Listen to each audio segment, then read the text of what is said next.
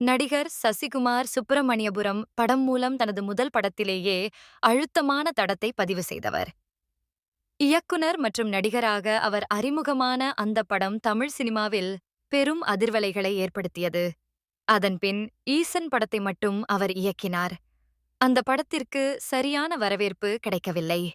கடந்த 15 வருடங்களாக எந்த ஒரு படத்தையும் இயக்காமல் இருந்த சசிகுமார் நடிப்பதில் மட்டுமே கவனம் செலுத்தி வந்தார்.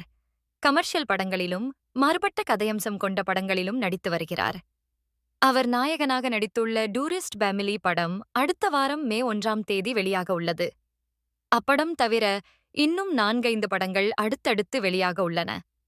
இந்நிலையில் மீண்டும் ஒரு படத்தை இயக்குவதற்கான வேலைகளில் அவர் ஈடுபட்டுள்ளார்.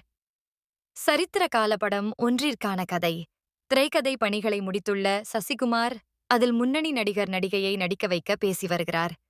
விரைவில் இந்த படம் பற்றிய தகவல் வெளியாக உள்ளதாக சினிமா வட்டாரத்தில் பேசப்படுகிறது. எனவே இப்படம் வெற்றி படமாக அமைய சசிகுமார் ரசிகர்கள் வாழ்த்தி வருகின்றனர்.